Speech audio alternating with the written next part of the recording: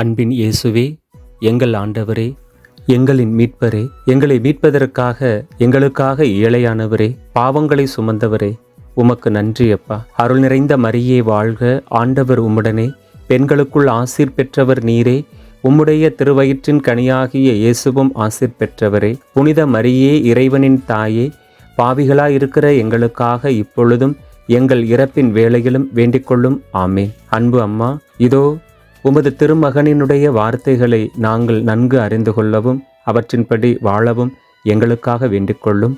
ஆமேன். அன்பார்ந்தவர்களே, இன்று மார்க்கு நற்செய்தி 5 மற்றும் 6 அதிகாரங்களை நாம் சிந்திக்க இருக்கிறோம். தவக்காலத்தின் 17வது நாளில் நாம் இருக்கிறோம். இன்றைய வாசகத்திலே கெரசேனர் பகுதியிலே பேய் பிடித்தவர் தன்னை லேகியோன் என்று சொல்ல நாம் பார்க்கிறோம். லேகியோன் என்பதற்கு ரோம படையின் 6000 போர் வீரர்கள் கொண்ட பெரும் படைப்பிரிவை குறிப்பதாக அடிக்குறிப்பு கூறுகிறது. லேகியோன் என்பதற்கு சேனை என்பது பொருள். Legion of Mary, legion of Mary என்று சொல்வார்கள் மரியாயின் சேனையினர். அன்னை மரியாவை போர் படை தளபதியாக கொண்டு அவர்கள் கீழ் ஜெபிக்கக்கூடிய பணிபுரியக்கூடிய ஒவ்வொருவரும் படைவீரர்களாக லீஜியன்ஸ் ஆஃப் மேரி, மரியாயின் சேனையினர். இங்கு பேய் பிடித்தவர் தெக்கப்பொலி நாட்டில் இயேசுவை பற்றி அறிவித்து வந்தார் என்றும் பார்க்கிறோம். 20வது வசனத்தில், ஆண்டவர் மீது நம்பிக்கை கொண்டு அவரால் விடுவிக்கப்பட்ட நாம், மாற்றப்பட்ட நாம், குணமடைந்த நாம், பெற்றுக்கொண்ட நாம் அவரை பற்றி அறிவிக்க வேண்டியது நமது கடமை. தொடர்ந்து 6வது அதிகாரத்திலே 13வது வசனம், சீடர்களை அனுப்பிய போது அவர்கள் பல பேய்களை ஓட்டினார்கள், உடல் நலமற்றோர் பலரை எண்ணெய் பூசி குணப்படுத்தினார்கள் என்று பார்க்கிறோம். இயேசுவின் சீடர்கள் இயேசு செய்த செயலை செய்ய வல்லவர்களாக இருக்க வேண்டும். நாமும் நம் நம்பிக்கையை அதிகரித்து இயேசுவை போல பேய்களை ஓட்டுபவர்களாகவும் உடல்நலமற்றோர்களை குணப்படுத்துபவர்களாகவும் மாறுவோம். இன்றும் கத்தோலிக்க திருச்சபையிலே ஆசீர்வதிக்கப்பட்ட எண்ணெய் பூசி குணப்படுத்தக்கூடிய நிகழ்வு நிறைய ஆலயங்களில் நடைபெறுவதை நாம் பார்க்கிறோம். தொடர்ந்து 18வது வசனத்திலே, திருமுழுக்கு யோவான் ஏரோதை கண்டித்திருப்பதால் அவன் யோவானை பிடித்து சிறையில் அடைக்கிறான். 26வது வசனத்தில், இதை கேட்ட அரசன் மிக வருந்தினான், ஆனாலும் விருந்தினர் முன் தான் ஆணையிட்டதால் அவளுக்கு அதை மறுக்க விரும்பவில்லை. இவ்வாறாக அந்த ஏரோது அரசன் ஒரு நீதிமானுடைய தலையை வெட்டி கொள்வதை நாம் பார்க்கிறோம். பல்வேறு நிலைகளிலே உலக மக்களுக்காகவும் மற்றவர்களுக்காகவும் ஆண்டவனுடைய நீதியை நாம் புறக்கணித்து வருகிறோம். அவற்றுக்காக மன்னிப்பு வேண்டுவோம். தொடர்ந்து 6ஆம் அதிகாரம் 34வது வசனத்திலே, அவர்கள் ஆயரில்லா ஆடுகள் போல் இருந்ததால் அவர்கள் மீது பரிவு கொண்டு அவர்களுக்கு பலவற்றை கற்பித்தார். நமக்கும் இந்த பரிவு வேண்டும் என்று இயேசு எதிர்பார்க்கிறார். முக்கியமாக இந்த தவக்காலத்திலே மற்றவர்கள் மீது, தேவைப்படுபவர்கள் மீது, ஏழைகள் மீது, துயருறுவோர் மீது, நோயாளிகள் மீது, சிறையில் இருப்போர் மீது நமக்கு பரிவு வர வேண்டும் என்று இயேசு விரும்புகிறார். துணிவோடு இருங்கள், நான் தான், அஞ்சாதீர்கள் என்று இயேசு 50வது வசனத்தில் சீடர்களுக்கு சொன்னதையே இன்றும் நம்முடைய பயங்களிலே, சோதனைகளிலே சொல்லுகிறார். ஆகவே அவர் என்றும் நம்மோடு இருக்கிறார் என்பதை, இந்த வார்த்தைகளை அறிக்கையிட்டு நம்புவோம். தொடர்ந்து 56வது வசனத்திலே, இயேசுவினுடைய மேல் உடையின் ஓரத்தையாவது அவர்கள் தொட அனுமதிக்குமாறு அவரை வேண்டினார்கள்.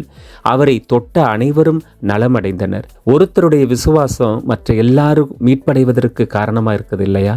ஆகவே ஒவ்வொருவரும் நம்பினார்கள். நம்பின யாவரும் அவருடைய ஆடையை தொட்டதுமே குணமாகிறார்கள்.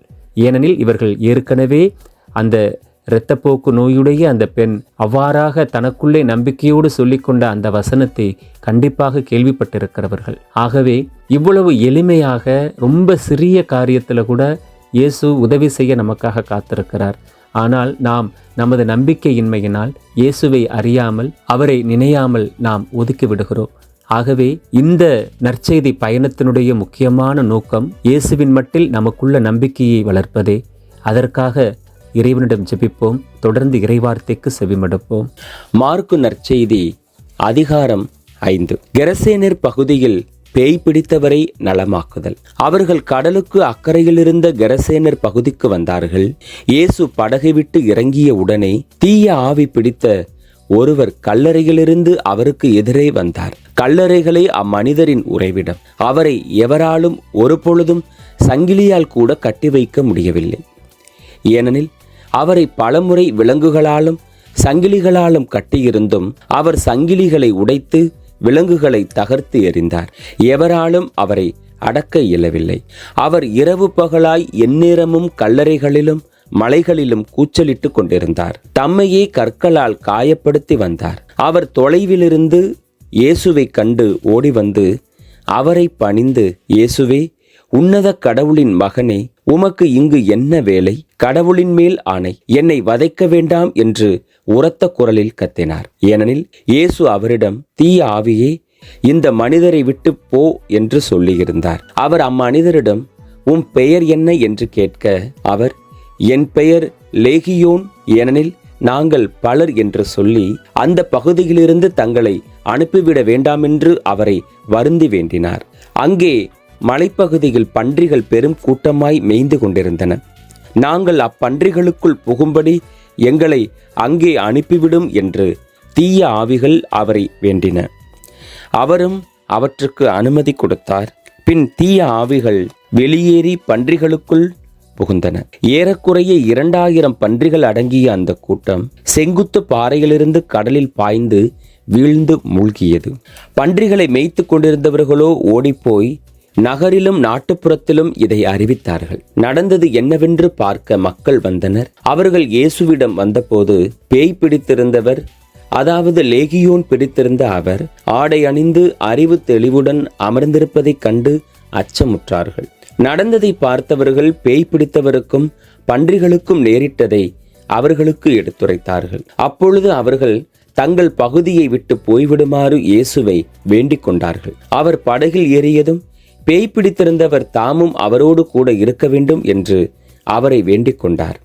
ஆனால் அவர் அதற்கு இசையாமல் அவரை பார்த்து, உமது வீட்டிற்கு போய் ஆண்டவர் உம்மீது இரக்கம் கொண்டு உமக்கு செய்ததை எல்லாம் உம் உறவினருக்கு அறிவியும் என்றார். அவர் சென்று இயேசு தமக்கு செய்ததை எல்லாம் தெக்கப்பொலி நாட்டில் அறிவித்து வந்தார். அனைவரும் வியப்புற்றனர்.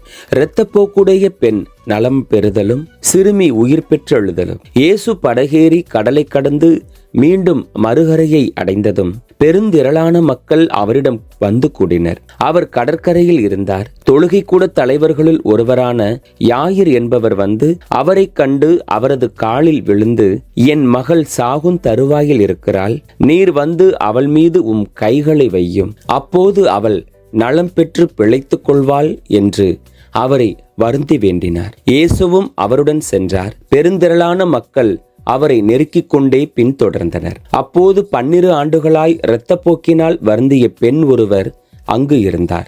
அவர் மருத்துவர் பலரிடம் தமக்கு உள்ளதெல்லாம் செலவழித்தும் ஒரு பயனும் அடையாமல் மிகவும் துன்பப்பட்டவர். அவர் நிலைமை வரவர மிகவும் கேடுற்றது. அவர் இயேசுவை பற்றி கேள்விப்பட்டு மக்கள் கூட்டத்துக்கு இடையில் அவருக்கு பின்னால் வந்து அவரது மேலுடையை தொட்டார்.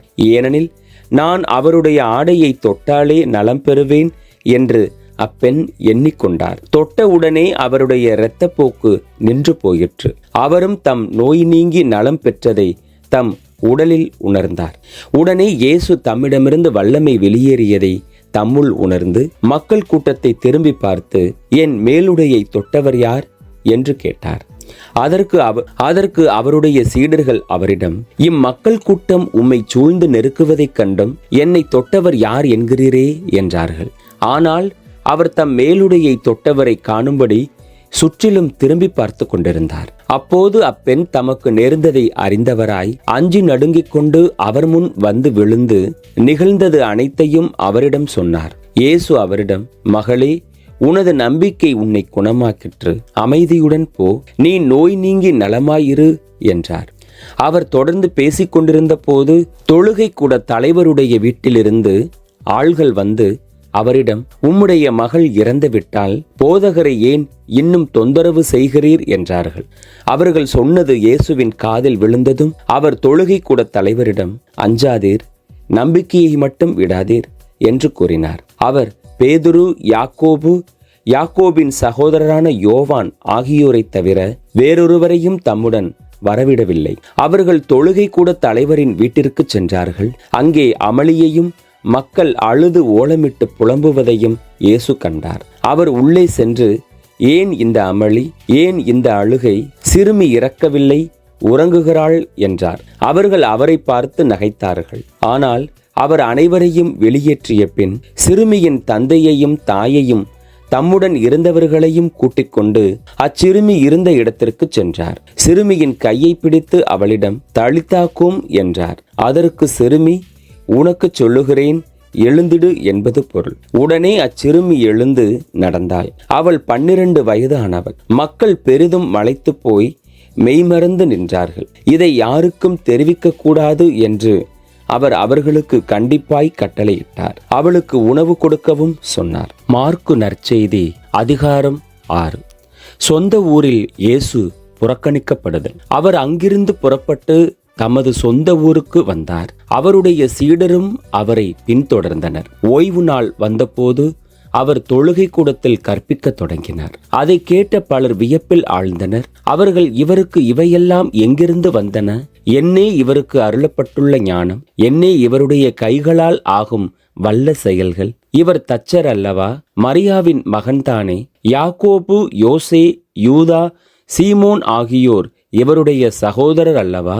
இவர் சகோதரிகள் இங்கு நம்மோடு இருக்கிறார்கள் அல்லவா என்றார்கள். இவ்வாறு அவரை ஏற்றுக்கொள்ள அவர்கள் தயங்கினார்கள். இயேசு அவர்களிடம், சொந்த ஊரிலும் சுற்றத்திலும் தம் வீட்டிலும் தவிர மற்றெங்கும் இறைவாக்கினர் மதிப்பு பெறுவர் என்றார். அங்கே உடல் நலமற்றோர் சிலர் மேல் கைகளை வைத்து குணமாக்கியதை தவிர வேறு வல்ல செயல் எதையும் அவரால் செய்ய இயலவில்லை. அவர்களது நம்பிக்கையின்மையைக் கண்டு அவர் வியப்புற்றார். இயேசு தம்மை சீடருக்கு வெளிப்படுத்துதல். 12 திருத்தூதர் அனுப்பப்படுதல். அவர் சுற்றிலும் உள்ள ஊர்களுக்கு சென்று கற்பித்து வந்தார். அப்பொழுது அவர் 12 தம்மிடம் வரவழைத்து அவர்களை இருவராக அனுப்பத் தொடங்கினார்.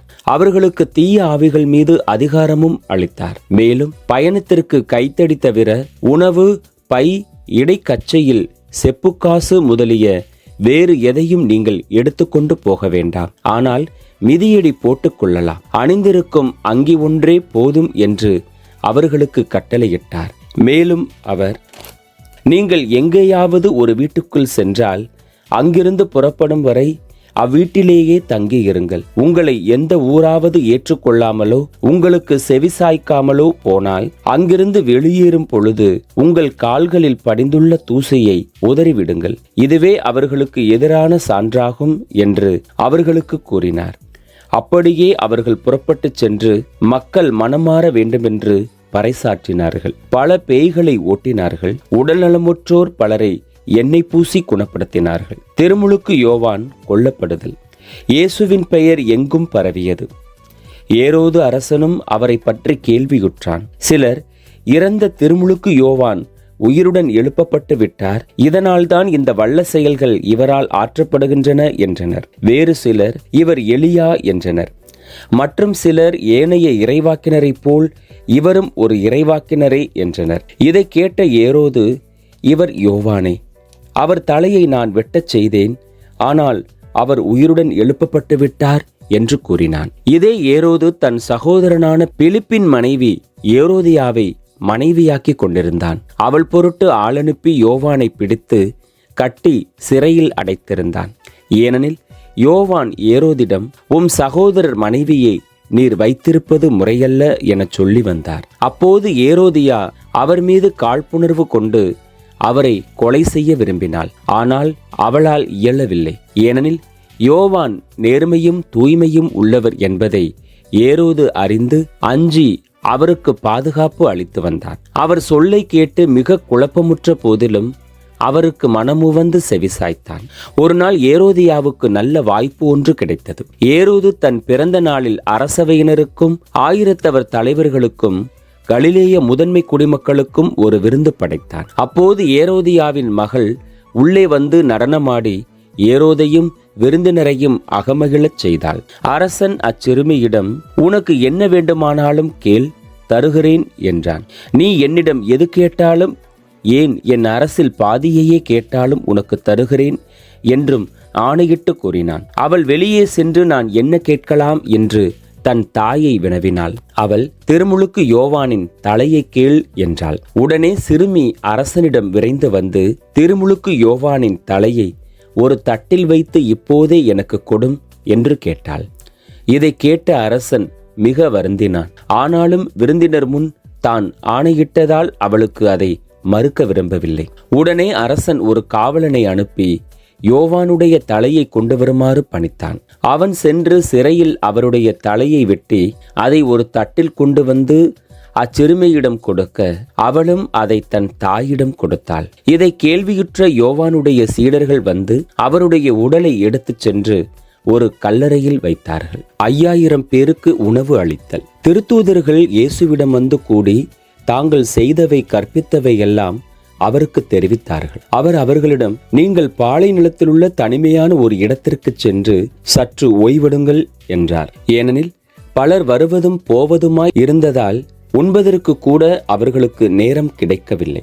அவ்வாறே அவர்கள் படகேறி பாலை நிலத்தில் உள்ள தனிமையான ஒரு இடத்திற்கு சென்றார்கள். அவர்கள் புறப்பட்டு போவதை மக்கள் பார்த்தார்கள். பலர் அவர்களை இன்னாரென்று தெரிந்து கொண்டு எல்லா நகர்களிலிருந்தும் கால்நடையாகவே கூட்டமாய் ஓடி அவர்களுக்கு முன் அங்கு வந்து சேர்ந்தனர். அவர்கள் கரையில் இறங்கிய போது பெருந்திரளான மக்களை கண்டார். அவர்கள் ஆயரில்லா ஆடுகளைப் போல் இருந்ததால் அவர்கள் மீது பரிவு கொண்டு அவர்களுக்கு பலவற்றை கற்பித்தார். இதற்குள் நெடுநேரமாகிவிடவே சீடர் அவரிடம் வந்து, இவ்விடம் பாலை நிலம் ஆயிற்றே, ஏற்கனவே நெடுநேரம் ஆகிவிட்டது.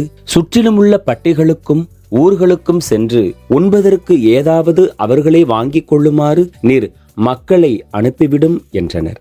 அவர் அவர்களிடம், நீங்களே அவர்களுக்கு உணவு கொடுங்கள் என்று பதிலளித்தார். அவர்கள், நாங்கள் போய் 200 தெனாரியத்திற்கு அப்பம் வாங்கி இவர்களுக்கு உண்ண கொடுக்க வேண்டும் என்கிறீரா என்று கேட்டார்கள். அப்பொழுது அவர், உங்களிடம் எத்தனை அப்பங்கள் இருக்கின்றன, போய் பாருங்கள் என்று கூற, அவர்களும் பார்த்துவிட்டு 5 அப்பங்களும் 2 மீன்களும் உள்ளன என்றார்கள்.